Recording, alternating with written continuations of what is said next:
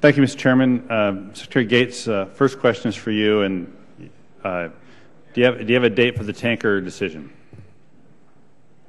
Sorry, Secretary Gates. Yeah. Do you have a date for the tanker decision? Do you have a date for the tanker decision? No, but I would say within the next 2 to 3 weeks, something like that. Okay, thanks. Admiral Mullen, your testimony, written testimony discussed the pooled resources idea. Your oral testimony actually gave it a title, and that's about as much right now as we have. We got 1206, 1208, and you both have testified even today about the need to combine state and defense activities. Can you talk a little bit more about how you envision this collaborative pooled resource idea and when we can expect to see actual language? From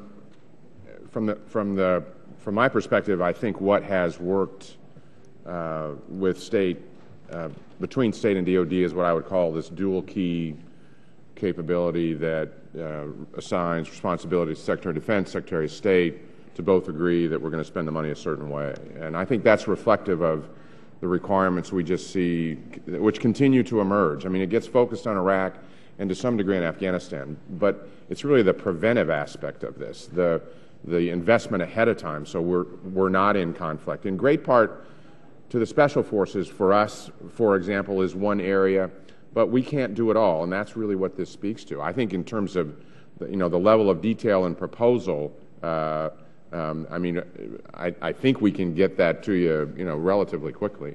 I mean, it's the language is there right now. As I said, it's a $50 million initially with the language. We'd like language which would allow us to reprogram an additional 450, out of our own money as needs emerge. Oftentimes, this is a speed issue. I mean, as opposed to we need to do it now as these emerge, as opposed to take months or maybe even a year. Well, then do you envision that you need additional authorities, or you just need reprogramming authority? I think we need both. Okay. We'll need authorities for the $50 million, and then reprogramming money on top of that. And then authorities for a structure, decision structure as well. Right. Yeah, and we'll support for a decision structure. So you can influence your colleagues and the other committee. The $50 million is the State Department contribution. The larger number is ours. That was the next question. I think it's important that both agencies have skin in the game, if you will, to make this work. And I think probably for it to work around here, it's going to have to look that way as well. So I look forward to some actual language and help from you all on that. The continuing resolution on the floor today and the next day includes a hit to the Department of Energy's budget on nonproliferation of about $600 million, if I'm not mistaken, below the 011 request. This is for nuclear nonproliferation, and this is the loose nuclear materials piece in addition to some other things, which is something that is in our jurisdiction as well. Can you talk about, or have you looked at what the impact of that hit will be on our abilities? No, I haven't. You have not. Okay. Can you? Well, we only got a couple of days. I won't ask you to get back to me in the next 2 days on that one because we're voting presumably tomorrow on that. Yeah. Can you speak though to the 012 requests for the Department of Energy's nuclear the nonproliferation budget request as it applies to our jurisdiction? To be honest, Mr. Larson, the only part of the energy budget that I have any familiarity with is for the NNSA stuff on the nuclear weapons. Yeah, so I'm just not familiar. Well, pieces of that is in NNSA. So, okay, that's fine.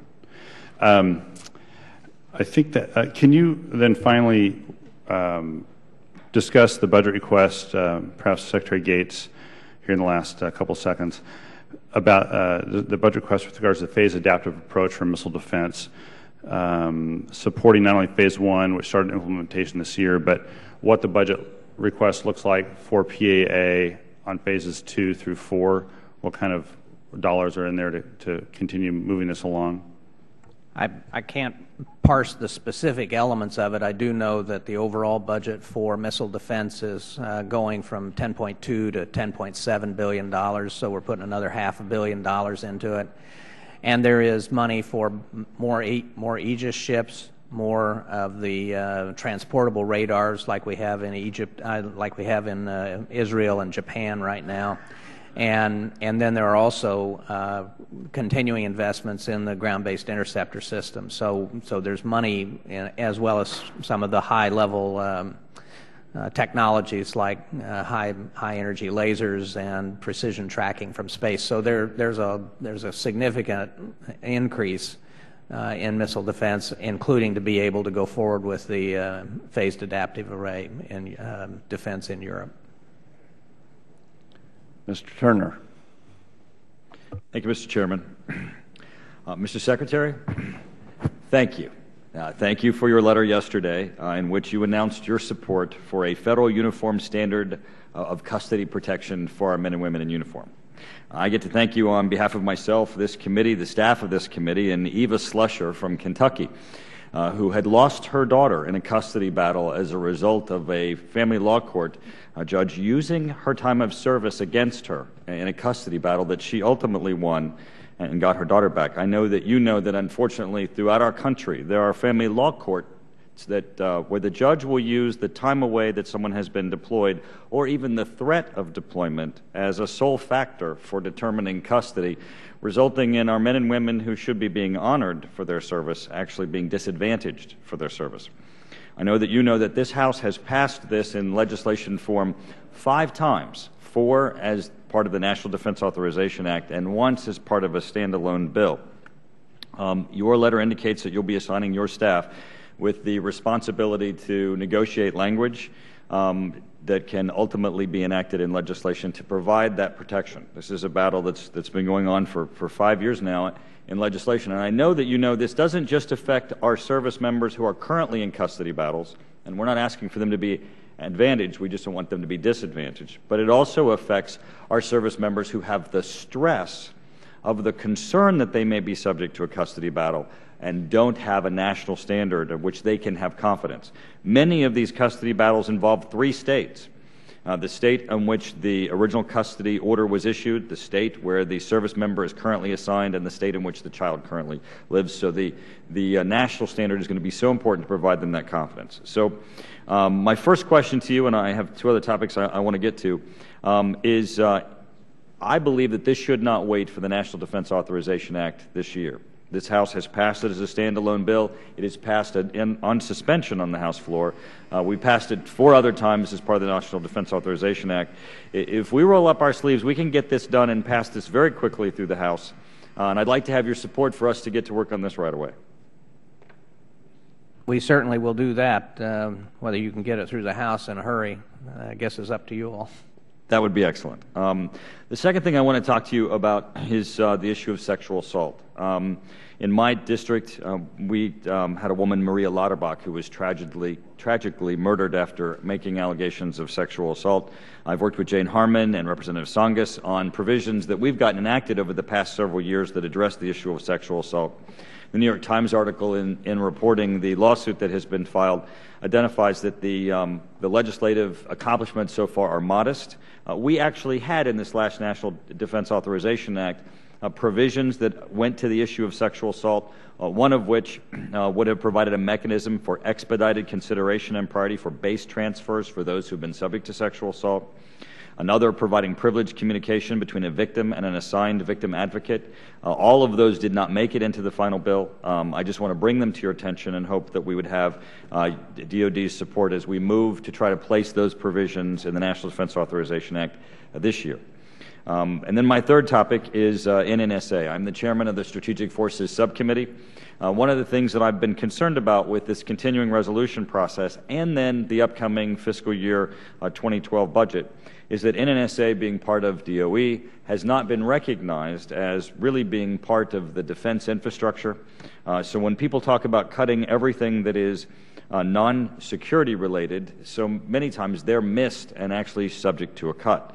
As we look to the importance of NNSA and the additional funding that they need to respond to supporting our nuclear infrastructure, I'd appreciate your comments on certainly both their importance, the importance of this funding, and also the characterization that should be made that NNSA is certainly part of our national security infrastructure and certainly does very important defense work.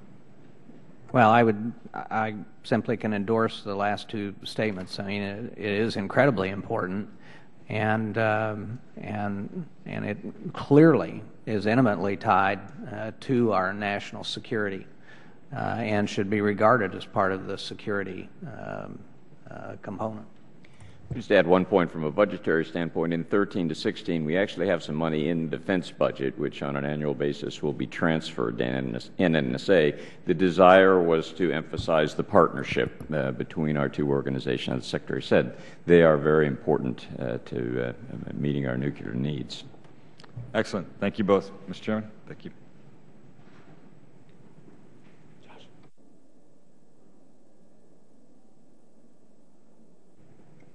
Ms. Bordallo. Thank you very much, Mr. Chairman. Mr. Secretary and Admiral Mullen, thank you for appearing today and providing us with your testimony as well as your service. First, I just have one simple question. I guess it would be an up and down answer. I want to thank you for your support of H.R. 44, the Guam War Claims Bill that was introduced last Congress. This proposed legislation is very important to the Chamorros on Guam who survived the brutal enemy occupation during World War II. Although we were unsuccessful last Congress in the Senate, I have reintroduced the compromise version of H.R. 44, which eliminates the payment of claims to descendants of those that suffered personal injury during the occupation. Now, can we expect the same level of support from the Department of Defense as we did in the 111th Congress? The people of Guam, Mr. Secretary, are being asked to provide additional land for firing ranges and the main base area for the current buildup. And resolution of Guam war claims is going to be critical to overcoming historical injustices. Well, as Deputy Secretary Lynn testified, we continue to support the Department of Justice position on this. So I guess the answer would be yes. My second question, I'm encouraged to see the administration continuing to support the so-called Guam International Agreement with military construction funding for the realignment of the Marines from Okinawa to Guam. I'm also encouraged by the funding of civilian infrastructure needs on Guam. My question is for Secretary Gates. Given the strategic importance of Guam and our nation's ongoing efforts to reshape our military presence in the Pacific Theater, can you tell me what the status is of the Department of Defense's roadmap for realigning U.S. forces in Japan? Specifically, how is the reconfiguration of Camp Schwab facilities and the adjacent water surface areas to accommodate the Futenma replacement facility project proceeding? And when can we expect to see tangible progress on Okinawa for a Futenma replacement facility? My hope is that, well, first of all, I discussed this when I was in Japan just a few weeks ago. I feel like the Japanese government is making a serious effort to resolve the Futenma issue.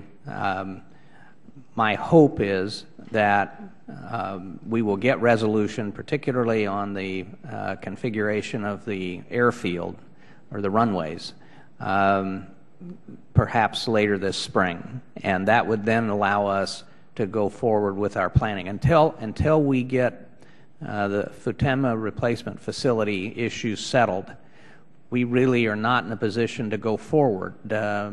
Without resolution of that issue, troops don't leave Okinawa, lands don't get returned to the Japanese, to the Okinawans. So these were points that I made both publicly and privately when I was in Tokyo. And so my hope is that we will get resolution of this to a sufficient point by sometime later this spring that we then can go forward and work with this committee in terms of that planning. And just to clarify a statement that I made to Mr. Thornberry, and I expect to be around for some months to be able to work with you on that. Well, good. That's good. All right. My third question is for either Secretary Gates or Chairman Mullen. I was pleased to see about $200 million in research and development for a next-generation bomber, and I think this is a key platform in maintaining a robust long-range strike capability. Can you explain the rationale behind your decision to build a long-range manned bomber with the ability to penetrate defended airspace? And why is standoff insufficient to meet future combatant command requirements? What are the inherent limitations within our existing legacy bomber fleet? Actually, you almost, ma'am, said it in your question. We actually went through a very, very rigorous debate and review and analysis to get to the conclusion that this should be, that we should invest in a new penetrating stealth bomber. And we think that capability is vital for the future. We certainly there is great focus, obviously, on this with respect to the Pacific, but in a lot of these capabilities that we've developed over the years, oftentimes even the area of focus that we might use it in changes. So we think it's actually broader than that. It was reviewed for both its ability to be developed from evolving technologies. So it goes to, I think there's a very smart acquisition strategy associated with this. This isn't going to be exquisite in every way. It's bounded in cost, and we think terrific capabilities that when combined in the platform will actually result in a revolutionary capability, not just overall in terms of our requirements. And this is... Thank you very much, Mr. Chairman. I have a couple other questions, but I'll enter them into the record. Thank you very much. Mr. Conaway. Thank you, Mr. Chairman. Gentlemen, thank you for being here and your service, et cetera, adding on. At the risk of a 15-yard penalty for piling on, I'm going to go back to the audit issue that Mr. Forbes brought up. It's not going to happen. I mean, neither one of you gentlemen, well, actually, none of the three of you will be in place when this gets done. That is inherent with the system that we have in place where no one's there, and that helps explain somewhat why we're not there, is because unless it's a key component of what you want to get done, it's not going to get done. I wished we had the same kind of commitment to auditing the Department of Defense's financial statements and or just the statement of receipts and disbursements that we have to greening the military. I don't think greening the military is a core competency of the fight. But yeah, you already heard testimony this morning about all the wonderful things we're done with respect to that, and you can't tell us what the differential in cost is between doing it that way versus what the standard way of doing it. What did it cost us? Do we get a cost benefit for, as Mr. Reyes said, taking Fort Bliss off the grid? We don't know what that costs in those differentials. The story in the Washington Post that Ms. Sanchez mentioned, where folks who have defrauded the government have been awarded additional contracts for some $285 billion. That's an internal control issue.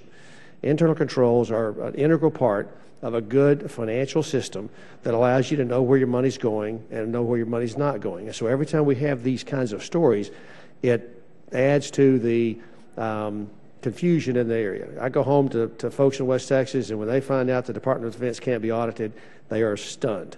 It's been on the books for a long, long time, and you know, Mr. Gates, your revelation that you got thousands of auditors and 10,000 lawyers was kind of eye-opening for those of us on this side of the deal. I want to brag on the Marine Corps. They got very close this year. Well, step back. Secretary Hale and I and his team and others, I've had extensive conversations with them, briefings. I've been over to the Pentagon and talked to them. They get it. They're working really hard. But as Petraeus said last year, hard is not impossible. And as Keith Alexander says, nothing's impossible for those who don't have to do it. And I'm one of those who don't have to do it, but you do. So I want to brag on the guys that are working. The Marine Corps is getting close. But the question is, how do you leave a legacy, which everybody wants to leave good legacies, how do you leave a legacy in place that keeps this process moving, that you hand off, you get it so systemically ingrained into the team that this is important. We need to know where the money's going. We need to be able to have the quote-unquote good housekeeping seal of approval so that the general public gains additional confidence in the one entity in government that the general public generally has great confidence in, that's in the Department of Defense.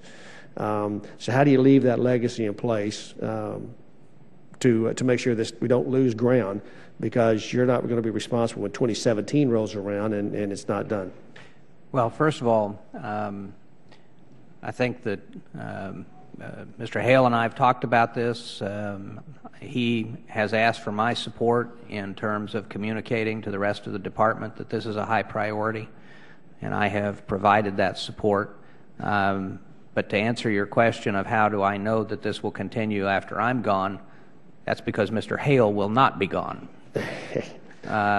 And he will continue in this, and he is committed to this, and I think he has the plan in place, as I mentioned earlier, both short-term and longer-term, in terms of getting us to a point where we are in compliance by 2017.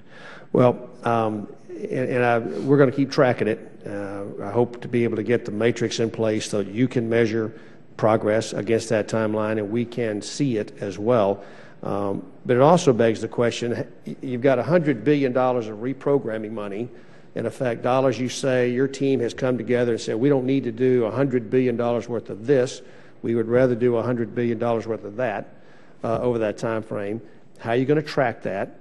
How are you going to make sure that $100 billion of reprogramming doesn't morph into the $78 billion, the commitment to save the $78 billion over these next time frames? Because I can see very easily where you would wind up with you fulfill the 78 number by siphoning off monies that would have otherwise been reprogrammed within the Department of Defense.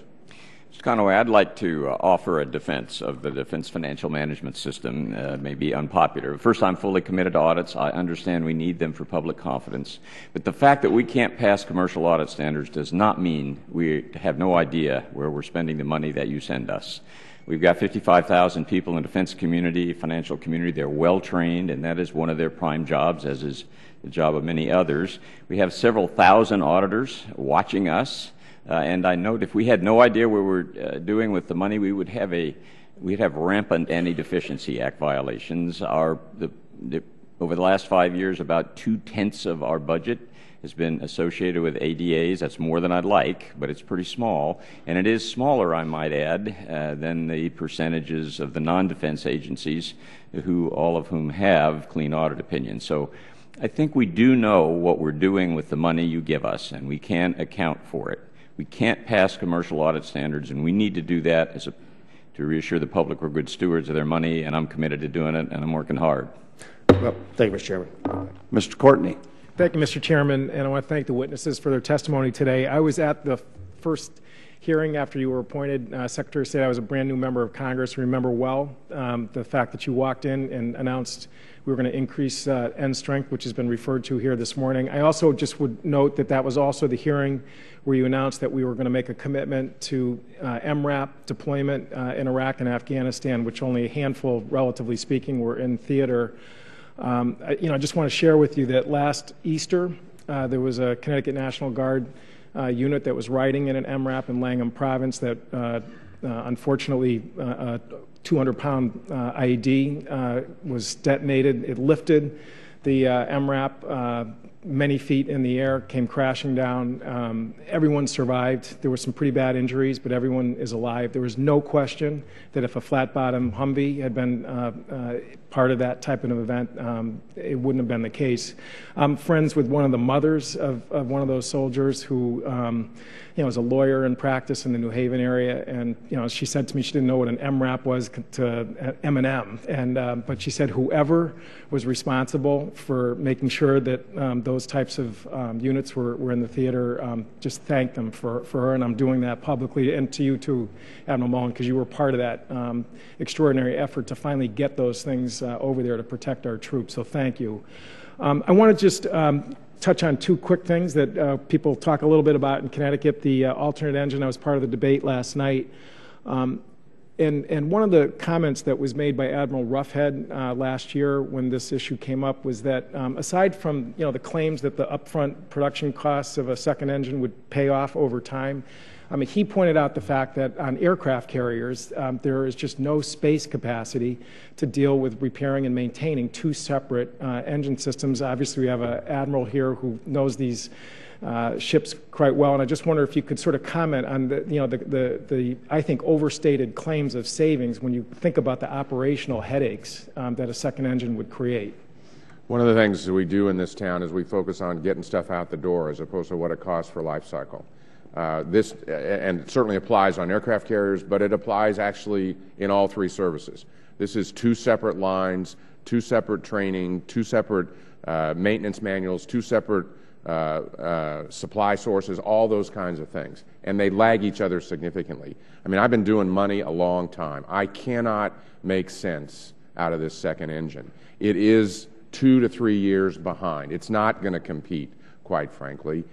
We cannot afford to buy the second engine, I mean, from my perspective. And there have been multiple airplanes that are single-engine airplanes that are single-sourced. So I don't accept that 95% of the fleet's going to go down at once. It just doesn't happen. We're better than that.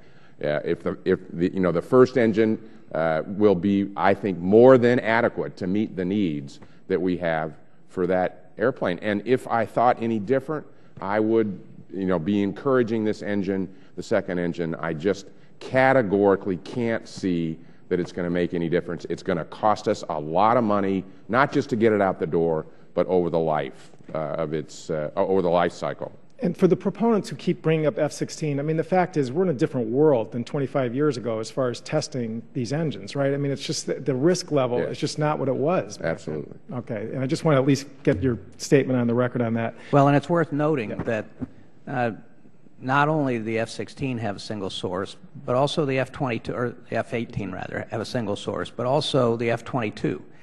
And the F-135 engine is a derivative of the F-22 engine, so the likelihood of any kind of a serious design failure is very small.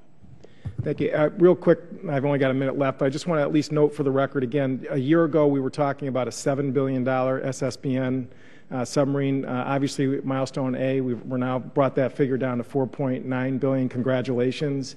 It's still, as you point out, going to be a long-term challenge for the shipbuilding budget. Admiral Roughead makes the argument that it should be treated as a national strategic asset, which I see you smiling because I think you smiled last time I asked you about this.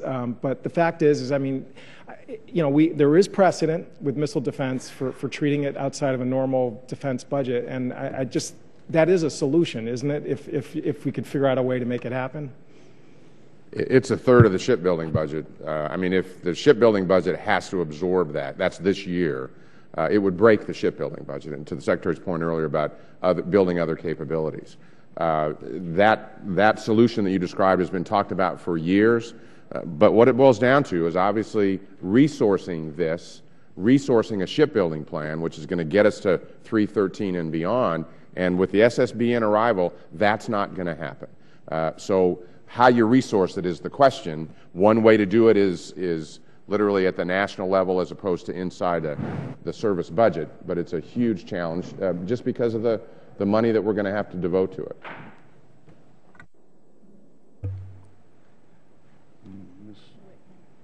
Mr. Whitman.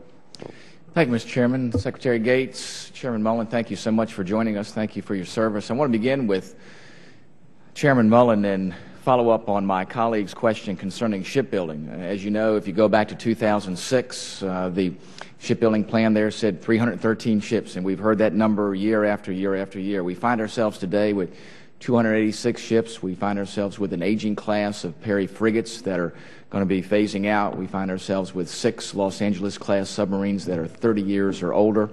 We find ourselves in an environment with a very, very high ops tempo, putting ships to sea, pushing maintenance schedules, pushing life cycle capability management elements. My question is this: is it anywhere in the spectrum of reality that we will have a 313-ship Navy And if so, how are we going to integrate these older ships that are coming to the end of their service lives in making sure that we're building at a pace where we are building more ships than what we're retiring? And as you know now, we're at a pace where we're retiring more ships than what we're bringing into the fleet. And I just wanted to get your perspective on that. Well, actually, this budget, which is, I think, 10 ships and $15 billion, is not insignificant compared to where we were a few years ago. Secondly, I've been someone that I believe we have to get ships to their service life. That's an easy thing to say. It's hard to do because you have to make that investment over the course of ship service life, and oftentimes the Navy hasn't done that specifically. What gets lost in this discussion about the number of ships that we have, and I actually, as a CNO, did the analysis that created the minimum level for the Navy of 313 ships. But it was my belief back then we were on a glide slope to get to 220 or 230 or 240 because it was just out of control going down because of the cost and lots of other things, the numbers of ships that we were going to have to be decommissioned. So it's not at 313, but it actually has grown, and I think we have to just keep heading in that direction. That is key. Number of ways to do that. As the Secretary has spoken, and he and I have talked about this many times, you know, as these wars wind down, we're going to, I think, have to depend more and more on our Air Force and our Navy in the world that we're living in. And so how do we make those investments? Because what gets lost in the discussion here is their op tempo has been pretty high. I mean, we talk about the op tempo for the Army and the Marine Corps, and the Special Forces. That's at the top. I understand that. That's the toughest op tempo. But if you look at the op tempo of the Air Force and the Navy since 9/11, it's up as well, and it wasn't, you know, they weren't sitting back at that point in time. So we are wearing them out, and we have to focus on those modernization programs. They provide an enormous strategic capability for us. Given the world that we're living in, we have to invest in as well. Are you in the position to make the commitment to make sure that on life cycle management that you are doing everything, including the inspection programs, to make sure they are robust, and the financial commitment to make sure these ships get to the yard on time? Because as you know, any little glitch in the schedule there really affects A sub-zero. Is the commitment there to make sure that we're going to get to the end of the service life of these ships, to make sure that we're keeping have some chance of getting to the 330? Before the Chairman answers that question, may I say that if we end up with a year-long continuing resolution, those ships are not going to make it into maintenance. Okay. Yes. I also, actually, just to the CR, I was struck that you lose a DDG and a submarine. We worked for years to get to 2 submarines a year, and literally within a few months it falls out. You're not going to get that back, certainly in this budget. This is really a discussion better had by Admiral Roughhead specifically. I know the Navy has invested more in terms of its maintenance in order to sustain or get to extended life. That said, he's also made a decision to decommission some ships before that, so that he can invest in some of the ships that he thinks he needs for the future. Secretary, I want to follow up quickly with you. We talk about the QDR being issue of the National Military Strategy. In their current projections, do they keep in mind where end strength may be with your projections about reducing end strength for both the Marine Corps and the Army in how those in how the QDR estimates that in the National Military Strategy? Yes, they do. They do. They do. Okay. All right. Thank you, Mr. Chairman. I yield back. Thank you. Gentlemen, we have a very strong agreement on the CR. We have a very strong disagreement on the second engine. In my district, it doesn't matter. So I don't have a parochial interest in this, but I do have a strong opinion. But I would like to ask you, you both said this is your last hearing. I could probably say with great certainty that none of the 3 of us will be here in 10 years. How long are we going to be buying the engine for the F-35? Well, I would say over the course of 2 to 3 decades. Okay, so 20, 30 years. Right. 10 years from now, if we have decided on the one engine, if for whatever reason the company comes to us and says, I have to raise my costs substantially, what do you do? I look at it, you're getting at the competition piece, and I understand. I am. But as I look at, let me shift to. Can I just? F-18. You get rate and you get savings by production levels. That's how you create it. Do we have a fixed cost on this, or will they, being a sole source engine, be able to raise their prices 10 years out? I actually think I think with the kind of production line we're talking about, they'll come down. We hope. Sir.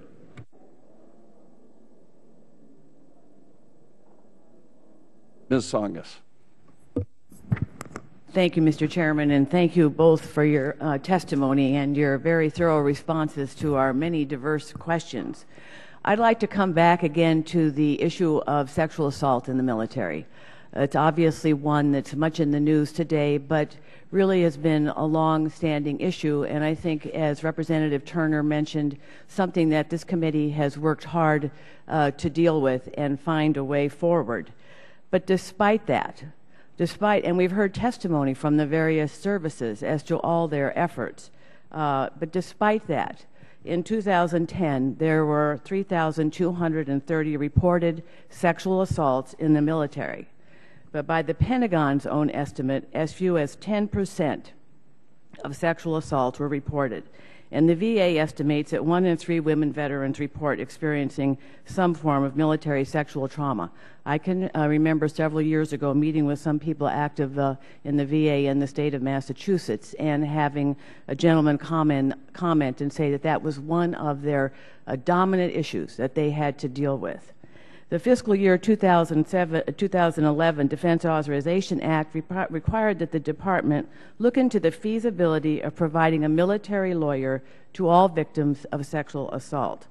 While this is a good first step, I was disappointed that provisions which guarantee all victims the right to legal counsel and protect the confidentiality of conversations between victims and victim advocates were not included in the final version of the 2011 NDAA, though they were in the House version.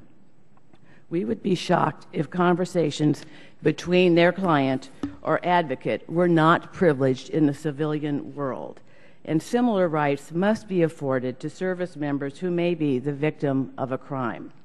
Why would the Department resist such a common sense measure? And I ask this of Secretary Gates. Well, I hadn't realized the Department had resisted it. And I must say, along with Mr. Turner's comments, these things sound to me like reasonable actions. And so I will take out of this hearing the charge to look into whether why, if we opposed it, why we opposed them, and why we should not go forward on our own even without legislation.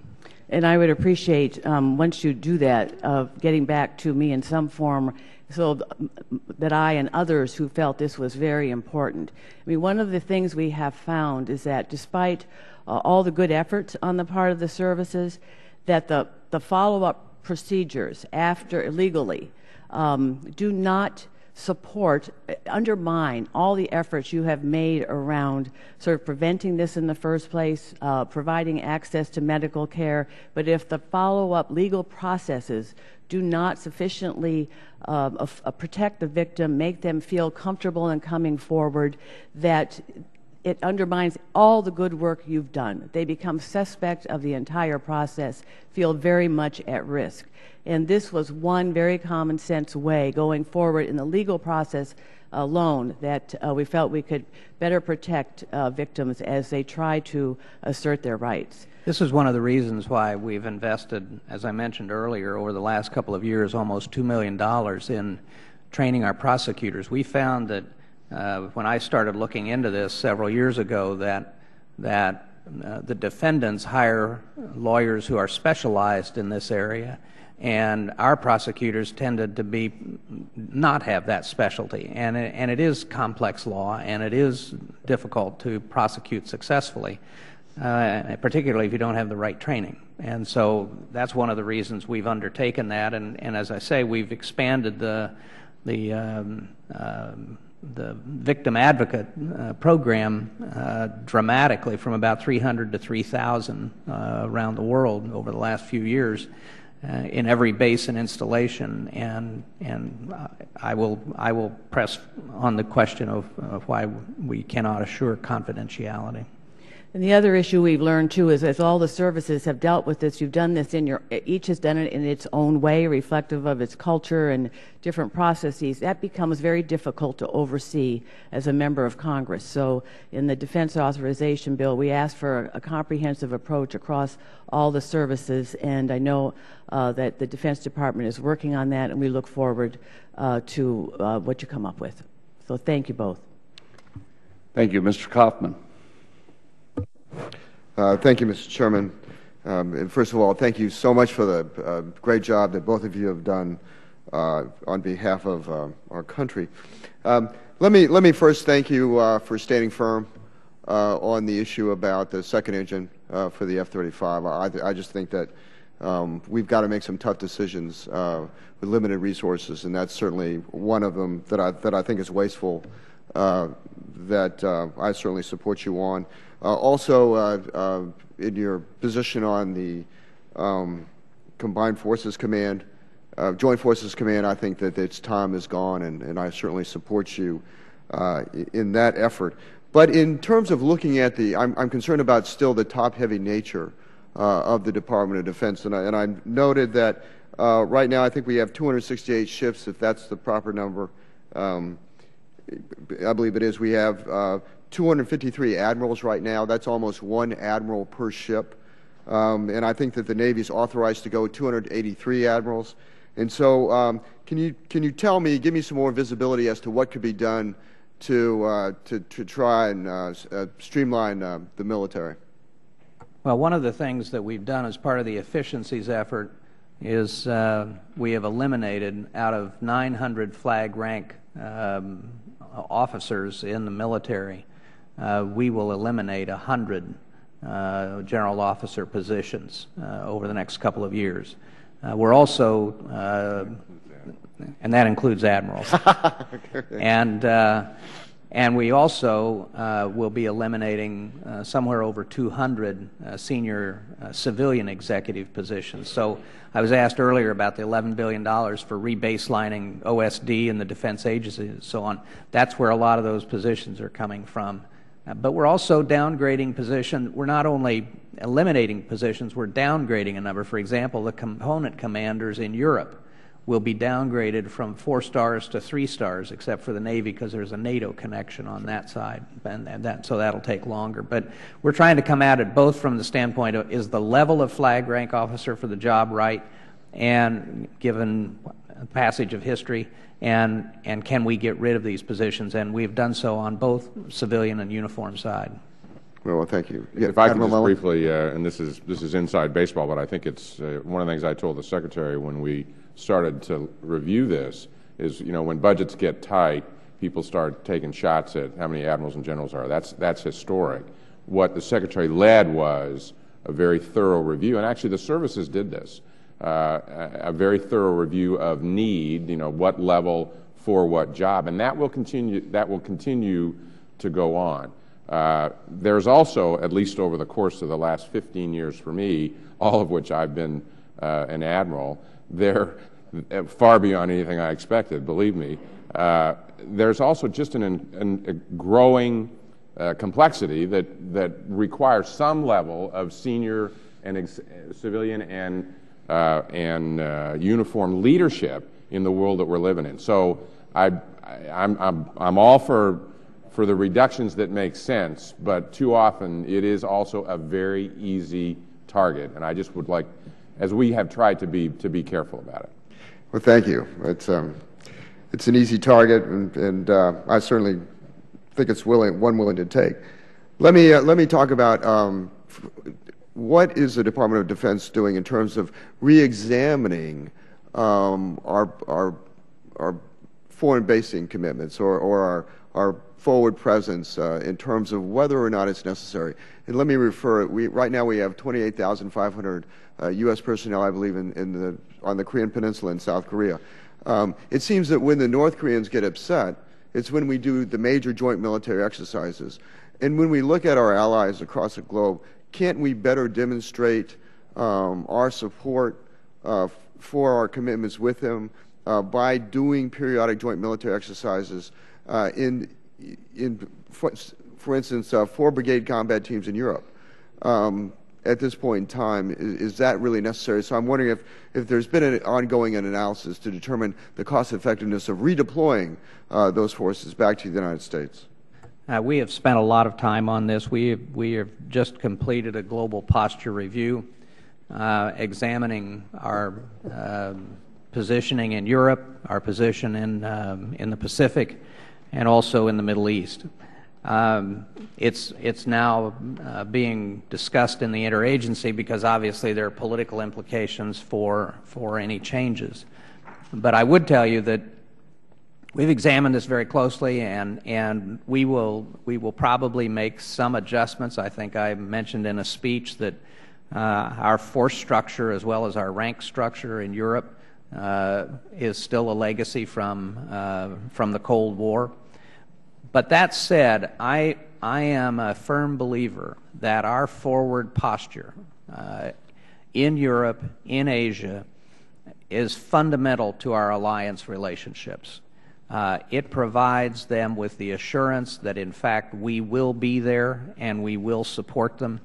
And I think dramatic changes in our overseas posture would be very destabilizing to a lot of these relationships. And I think that one of the reasons that, for example, South Korea and Japan have not tried to develop nuclear weapons of their own is because of their confidence that our presence in their country provides a tripwire and a guarantee that if they are attacked, the United States will support them.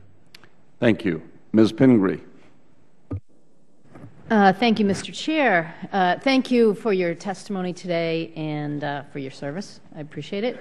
And a couple of things. I also want to tell you I appreciate your stand on the second engine, and also was glad to hear your explanation and your thoughtful remarks about the continuing resolution coming from the state of Maine, where people pay a lot of attention to the construction of DDGs. We're very interested in what's going to happen there, so I appreciate your bringing all of our attention to the importance of the challenges of a continuing resolution. And I also want to thank you for your remarks to Representative Tsongas. I, too, am very concerned about some of the issues around sexual harassment and am concerned that we haven't moved far enough. So I'm glad you've taken her charge, and think particularly now that we have increased dependence on women in the military, we have to be very respectful of the issues that they're raising and the fact that it hasn't changed sufficiently to make women comfortable at serving their country. But my question is somewhat different. You brought this up earlier, and I want to talk about Tricare. As you know, and you stated, U.S. Family Health Care Plan, designed by Congress in '96, provides the full Tricare prime benefit for military beneficiaries in 16 states and D.C. For over 115,000 beneficiaries. Beneficiaries are highly satisfied with this option. I come from Maine, as I said. In Maine, it's administered by Martins Point Healthcare, and they have a customer satisfaction rating of 93%. I've visited their facility. They stress preventative care. It's exactly the model that we want for healthcare in this country. As you've already mentioned, the President's budget request has a huge proposed change that would preclude enrollment in U.S. Family Health Plan for beneficiaries who reach 65 years of age, and if we enact that, it would immediately force over 3,000 military beneficiaries to disenroll from the plan they've chosen. First, I think this recommendation contradicts President Obama's position regarding healthcare reform, that you should be able to keep the plan you have if you're happy with it. But perhaps a greater concern, you mentioned cost savings. This proposal would have a cost saving for DOD, but it really just shifts the cost to the Department of Health and Human Services. So I don't see how overall we are anticipating a cost savings as a whole, and I think it's going to be very detrimental to the beneficiaries. So can you address my concerns on this? Let me respond. First, there would be some net savings to the government because we are paying these hospitals at significantly higher than Medicare rates. And part of the goal of this overall effort is that we treat all the hospitals similarly in terms of the rate paying. I also want to clarify, yes, we would, as people reached age 65, they would need to join Tricare for life. They could stay at the hospital where they're being treated. They wouldn't be required to leave that. They could use that as their primary provider, but they would need to do what every other retiree does in the Department of Defense when they reach age 65, and that is join the Tricare for Life program. So we're trying to treat everybody the same. Yes, there would be savings, modest, to the government, and you're right, there are some costs shifted to Medicare. But there's a net savings because we would now be paying Medicare rates and we're paying much higher.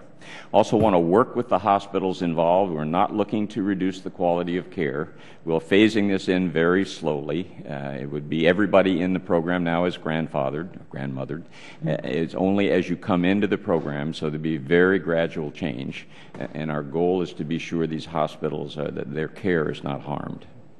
So just to follow up, it's my understanding that Public Law 104-201, Section 726B, which I'm sure you're well aware of, mandates that government cannot pay more for the care of U.S. Family Health Care Plan enrollee than it would if a beneficiary were receiving care from other government programs. So it seems to me that we should already be paying equivalent of what Medicare costs are. And again, I would just stress, based on observing my own Tricare program, and I don't have any particular stake in it, but having been very involved in the healthcare debate, knowing how important preventative care is, knowing that there's very high customer satisfaction with that, but also it's a different model of care, I'm just greatly concerned with shifting people out of that model if it doesn't really result in cost savings and if it's only a cost shift. I mean, for us, I know you have to look at your budget, but we have to look at the overall costs here, and if it's just going over to Medicare and it's not a significant savings, and it goes back to an old model of care, not a new preventative model of care,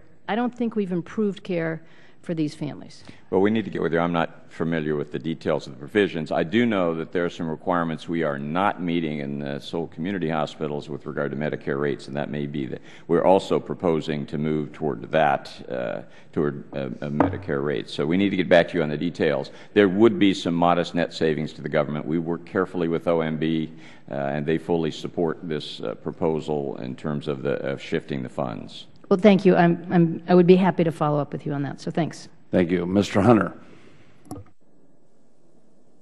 Thank you, Mr. Chairman. Admiral, Mr. Secretary, sorry that I missed the last hour of testimony. I had to vote and mark up. First question is this. Mr. Secretary, Ms. Davis, my colleague from San Diego, you were answering her questions. You talked about the defense budget. You talked about the total layouts and how this is the lowest point since the 90s, since before World War II, where we're at the low part where we're at now, where there is so little being spent on defense. And I would argue and ask your opinion of this.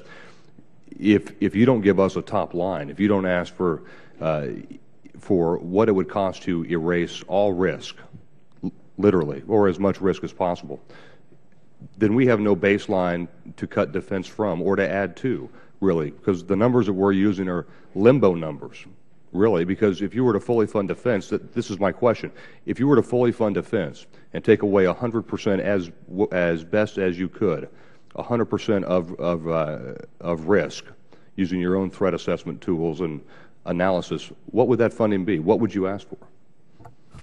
I have only half-jokingly said in meetings in the Department that if we had $1 trillion budget, I would still have unfunded requirements. Yeah, that's right. The services would still be able to come up with a list of things that they really need. I think that the budget that we've provided at $553 billion for FY12 mitigates risk to the extent that I think is reasonably possible. And I think that we are investing in new capabilities. The $70 billion that the services are going to be able to invest from their savings in new capabilities or in added numbers, I think, help mitigate that risk. You can never reach a point, just as there is no such thing as perfect security, there is no such thing as eliminating risk. Mr. Secretary, if I may, I'm going to run out of time, and I have one more totally separate question. If you got to that highest point that you could, where you started getting diminished rate of return, what would that number be, roughly? I think that we are at a point with the 553 where we can do that. Okay. So fully funding defense and every requirement is at 553. We will never fund every requirement. But if you did, sir, what I'm asking is what is I that have number no roughly? idea how much. You haven't thought about what it would cost to really Nobody lives in satisfy the that. requirements Nobody of lives all the in that different world. services? No, but what you're supposed to do is tell us how we get to zero threat, and Congress then decides And I'm telling you, what to fund. You are never going to get to zero threat. Well, You we could try, spend $2 right? trillion and you'll never get to zero threat. But that's what we would like to hear from you, Mr. Secretary, is that it I'm would just cost us telling you. $2 trillion and we could cut that by 75%, and here we are at the 550. Right. On a totally separate note, let's talk about Iraq for a minute. If the status of forces agreement is not changed, or the Iraqis don't ask for our help and ask us to stay, what is our plan for 2012? At the end of this year, what's going to happen? We will have all of our forces out of Iraq. We will have an Office of Security Cooperation for Iraq that will have probably on the order of 150 to 160 Department of Defense employees and several hundred contractors who are working FMS cases. Do you think that represents the correct approach for this country after the blood and treasure that we've spent in Iraq? My own personal time of 2 tours in Iraq, there's going to be fewer people there than that 150 than there are in Egypt right now. There's somewhere around 600-700 of those same types of folks in Egypt. How can we maintain all of these gains that we've made through so much effort if we only have 150 people there and we don't have any military there whatsoever? We'd have more military in Western European countries at that point than we have in Iraq, one of the most central states, as everybody knows, in the Middle East. Well, I think that there is certainly on our part an interest in having an additional presence, and the truth of the matter is the Iraqis are going to have some problems that they're going to have to deal with if we are not there in some numbers. They will not be able to do the kind of job in intelligence fusion. They won't be able to protect their own airspace. They will have problems with logistics and maintenance. But it's their country. It's a sovereign country. This is the agreement that was signed by President Bush and the Iraqi government, and we will abide by the agreement unless the Iraqis ask us to have additional people there.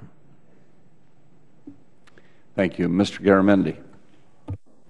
Thank you, Mr. Chairman, Mr. Secretary, and Admiral Mullen. Thank you so very much for your forthright and very compelling arguments. First, I want to compliment you on going green. The Navy's doing extraordinary things, as are the other forces, and it's very, very important on your energy programs. I hope you continue that. I encourage you to do so, and many of us around here will do everything we can to support that effort. My question, however, goes to the Afghanistan war and Pakistan. And the question is this. Does our war in Afghanistan destabilize Pakistan? And if so, what should we be doing about that problem in Pakistan? I don't believe that the war in Afghanistan is destabilizing to Pakistan. I think that what is destabilizing to Pakistan, among other things, is a group of several terrorist organizations in the northwestern part of Pakistan that are intent on destabilizing Pakistan and overthrowing its government. And I think our efforts, combined with the Pakistani efforts on both sides of the border, in fact, help reduce that terrorist risk to the Pakistanis. I think that extreme economic problems are a huge factor in Pakistan.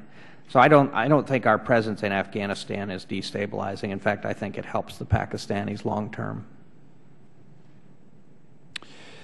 I'll let it go at that. I'm certainly not going to place my knowledge and intelligence ahead of yours, but there seems to be considerable others who would question that conclusion. Admiral? Sir, I mean, I would say this is not a very stable region. I mean, that's part of the problem we have. Al-Qaeda lives there, leadership lives there. They're still trying to kill as many Americans and Western citizens as they can. There are multiple terrorist organizations, I call it the epicenter of terrorism in the world, that are now working much more closely together than they have historically. So it's, from my perspective, I try to talk about this as a region as opposed to one country or another. They are very much integrated in ways that sometimes they don't even like, but clearly they are. And so I think we have to have, and we seek, a strategic partnership with both these countries, really the region, to look at long-term stability there. That's, from my perspective, whether we're at war at the level we're at right now or in the future when we have far fewer troops in the area, can we support stability in a way that doesn't endanger us in the long run, in addition to the citizens of those two countries? I thank you. I don't want to engage in a debate with you, so I'll let it go at that, and thank you for that information. My final question has to do with missile defense, which is significantly augmented in the budget. Why?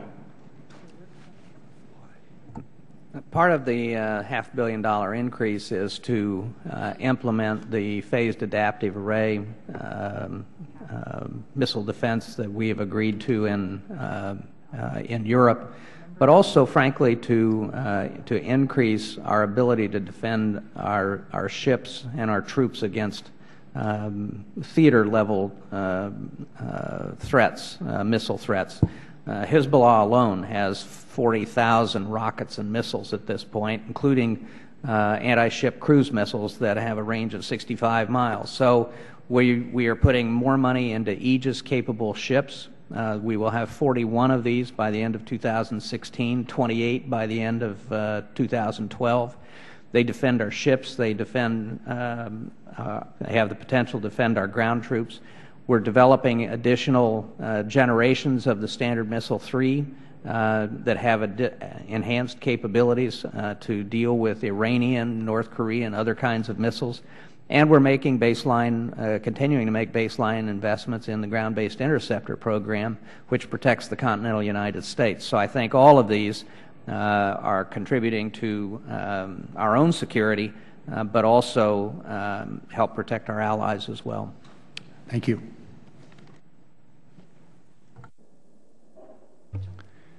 Thank you, Mr. Ridgell. Thank you, Mr. Chairman, and good afternoon, Secretary Gates, Secretary Hale, and Admiral Mullen.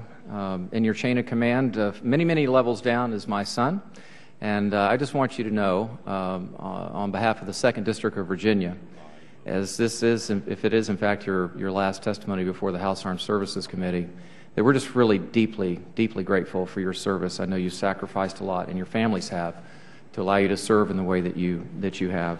I know you're doing everything you can to accomplish the mission and to protect our young people. I thank you for that. I come from a private sector background, and I've learned in life that communication is extraordinarily difficult, and it's absolutely essential for an organization to succeed. And I don't speak for the committee, but just for myself, it sure seems to me that communication between the DOD and HASC is lacking. It's poor. I regret that I have to rate it that way. It's acute in our own district, in the 2nd District of Virginia, with respect to the disestablishment of JEFCOM.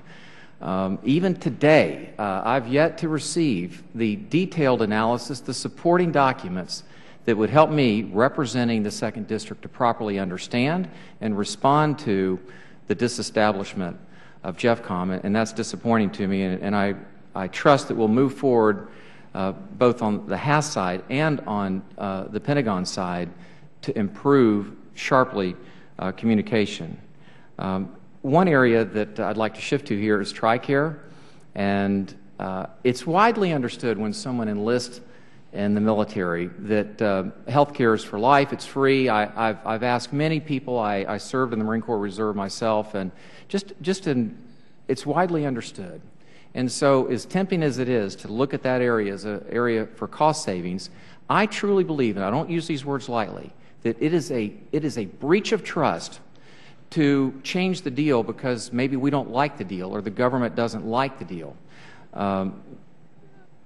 Mr. Chairman, Admiral Mullen, what initiative, if any, is being undertaken to ensure a more full disclosure to those who are considering a military career with respect to benefits that may be offered at their retirement? I don't think, honestly, when young people come in the military, they're 20-something, 17, 18, 19 years old. And certainly while the material is available, and recruiters may use this as something in terms of, a health care plan, and I've talked about it to our young people forever. I think that the military health care plan is the gold standard in the country, quite frankly. But it is not something, at least I have found, in those on active duty, they focused heavily on, more so recently than in the past, but it is not something they focus on when they're that young. I didn't, and many others haven't. Admiral, with all due respect, my time is so short. But there is a larger point, so let me respond to this. Congress actually settled this issue in 1995, that it wasn't free for life. They imposed fees, and they imposed a fee of $460 a year. So the issue of whether it was free or not was settled by the Congress in 1995. Once you've acknowledged that there is going to be a fee, the notion that the fee would never change is certainly nowhere in the legislation. Well, Mr. Secretary, my question was what initiative, if any, was undertaken to ensure a full disclosure of those who are entering the service? I believe in full disclosure. I know we all do. And I'm submitting to you today that in countless conversations with our veterans, that there is a disconnect between what is being told by the recruiter and what reality is. And I just respectfully, as one American to another, am asking that be addressed within the commands. It's not an expensive initiative. It would just be to ensure better disclosure. As we look, and I'll close with this, we look at the profound challenges that are facing our military that you've discussed today, and the shortage of funds for ship repair, for shipbuilding, the reduction in end strength, troop levels. It is just stunning to me that, and I think a misplaced priority, that we are still talking about sending a carrier to Mayport, which is a risk that is minimal and could be mitigated with just far less funds than it takes to move that carrier to Mayport. And I'd ask you to reconsider that respectfully. Thank you. Ms. Hanabusa. Thank you, Mr. Chairman. Thank you, Mr. Secretary, and thank you, Admiral, for being here. I have a basic question regarding the budget. I read, and I thought I read it correctly in the budget documents from the President, that the total amount of outlay was about $700 billion, and I do know the 553 is the base budget, and Mr. Secretary has said that, and the overseas contingency operation budget of about 117 plus or minus, I think is not included in the base, if I'm reading that correctly, but I'm still short about $30 billion. So do you know where that $30 billion is? I need to get with you and see where the numbers are. There are various ways of adding up the budgets. The figures we're discussing here are 051. You could be including the National Nuclear Security Administration figures in there, which is something called Function 050. I don't know if we want to take a lot of time here, but I'd be glad to get with you, and we'll sort out the numbers for you. Please do. But the 553 and the 117 is correct, though. So we're not really just talking about a 553 That's the billion. DOD portion of the budget. But as I say, there are various ways of adding this up. Thank you very much. Mr. Secretary, I'm Congresswoman Bardalio has left, but I am also very curious about the position with Okinawa, and I've read your what was given to us beginning on page 15 and continuing on to page 16. There seems to not be a firm statement about what Japan's position is, and I think one of the things that's pointed out is that the $472 million for Guam was not included in the, I guess, the Japanese budget. So how critical is their contribution to what happens? And I kind of would like to know, as best as I can, what's the bottom line? Are they going to move from Okinawa? Are they not going to move? It looks like a reduction of about 10,000 troops from Okinawa. So what do we plan to do? First of all, the Japanese actually have fulfilled all their commitments to date. They've given us, I think, a little over $700 million for infrastructure. When I was there, they told me they're putting together a program that will include something of the same order of further infrastructure investments. And as I mentioned earlier, we really can't go forward on Guam, and in fact the Congress has withheld money for going forward on Guam until we have greater clarity on what happens on Okinawa.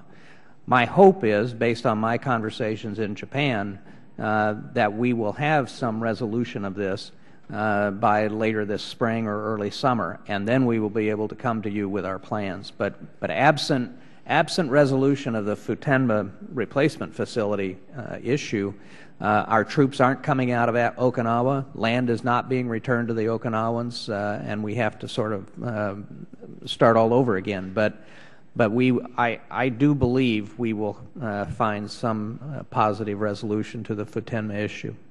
So when you say the Futenma issue and the resolution of where the troops are going to go, are you talking about within Okinawa itself or some variation of Okinawa and Guam?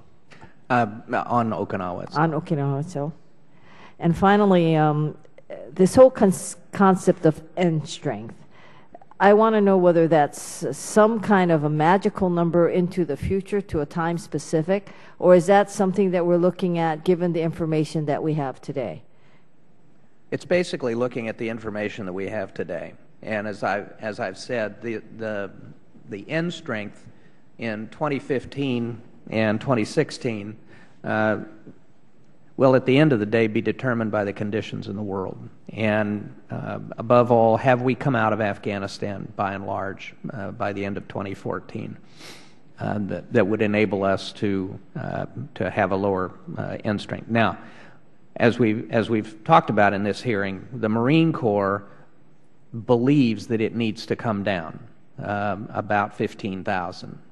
And because they think they've gotten too big and too heavy in terms of their equipment. So this is a proposal that actually is divorced from the budget and is more based on the Marine Corps' own view of their force structure and what they need to complete their mission going forward. And how about the other services? Do they share what? The only other service affected at this point is the Army. And again, depending on the circumstances, the Army leadership supports this proposal. But the Army leadership is also fully aware that they'll have the opportunity to revisit this decision if conditions in the world change. Thank you. We have 1, 2, 3, 4, 5 members that have been waiting patiently now for 3 hours, and we just got the first series of votes called, and I'm concerned that they will go for 45 minutes or an hour. And I know, Ms. Secretary, you said that you had till 1:30. I appreciate that you have given us that time, but I think we only have time probably for one more. Mr. Gibson. Thank you, Chairman, and I thank the distinguished panelists for their leadership and for being here today. And I also want to express my admiration for all the men and women that you lead and for their families on what they do on behalf of our freedom. I'd also like to express my appreciation for the budget submission. Not easy work, and I have some experience in it, and I know it's been challenging for the team, especially in relation to the last decade with regard to prioritization. I look forward to being supportive going forward. My concern has been touched on here today, but I'd like to address it more directly. And it has to do with, generally, requirements and resources, but more broadly, with the prefacing discussion of what kind of country we are, what interests we are, what commitments we think are appropriate for a republic. You know, I think on this committee there would be wide agreement and beyond that we need to protect our cherished way of life and that we need the world's best military to do that. But I think there's a wide variety of views and opinions as to precisely what that means. Some believe that we should embrace some kind of isolationism. Others, perhaps a near endless global commitment strategy. I reject the extremes of both sides. I personally think that we're overcommitted and we ask too much of our military, but it's a debatable point, which gets to my point.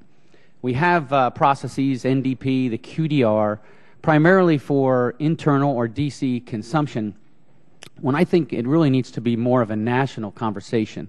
I know you both travel widely and you speak. I'm curious to know, does this topic come up when you're with the American people? And what ideas that you have, if you agree, that this should be more of a national discussion going forward?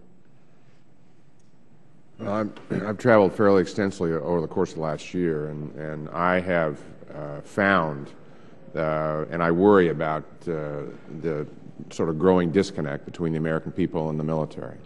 And I don't mean that, I mean, they're enormously supportive of the men and women in our families. They know we're in 2 wars. They know we're sacrificing enormously as well. But they are more and more. We come from 40% fewer places. I mean, we're 40% smaller than we were in 1989.